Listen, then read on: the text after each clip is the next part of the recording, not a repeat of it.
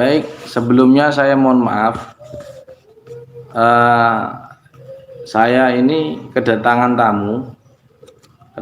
tamu yang itu dalam tanda kutip korban YouTube. Nah, korban YouTube tapi korban dalam tanda kutip. Yaitu ada orang dari Jawa Tengah melihat YouTube saya. Ketika YouTube saya itu, beliau ini kan sakit-sakitan, sering ke rumah sakit dan sebagainya. Tadi malam saya mau istirahat, beliau datang, terus saya kira anggota praktisi JRA, ternyata bukan. Beliau itu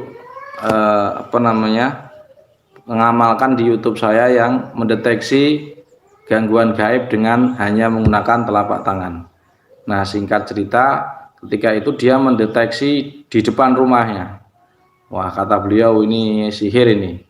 Terus datang ke sini akhirnya beliau. Nah, jadi ini salah satu korban YouTube saya, makanya para subscriber dan lain sebagainya yang nanti jenengan ngamalkan di YouTube saya ini, kemudian jenang terjadi yang aneh-aneh, maka silakan hubungi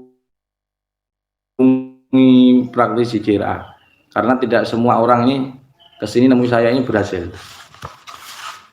Jadi saya mohon maaf ya, sebelum prosesi ijazah saya akan tunjukkan beliau siapa kan. Ini dia Teng. Nah, siapa nama Mas? Mas Wahid. Saking Budi, dari mana? Semarang. Semarang. Profesinya apa ini? Profesinya serabutan. Serabutannya apa? Serabutan itu nggih. Sawon ini. Oh iya. Maaf forever gitu kan.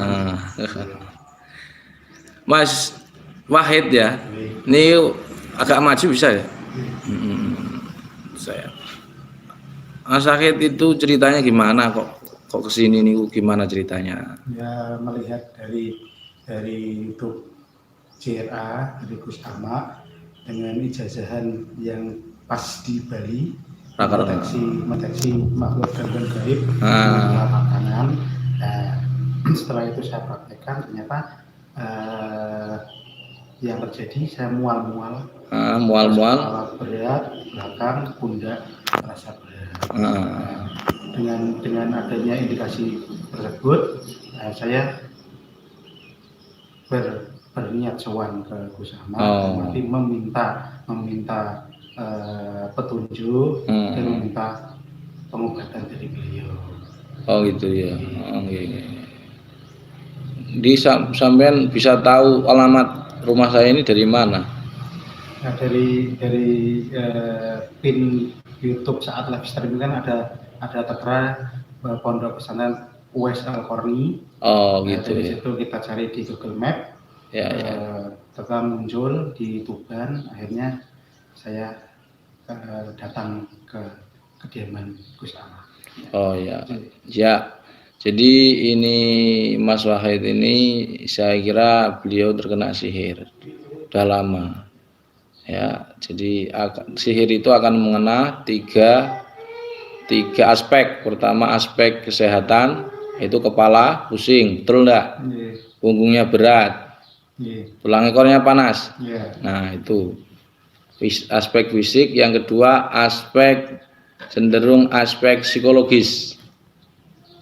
Sering marah tiba-tiba, suka berantem sama temennya, atau tiba-tiba muncul ya, sering lupa ya, sering lupa.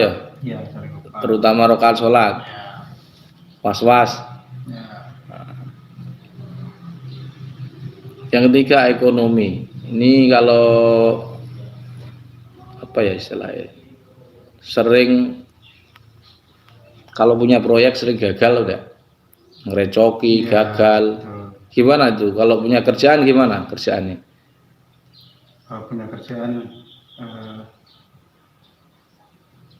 berjalan baik di depan, akhirnya ada kendala di belakang. Kendalanya di belakang.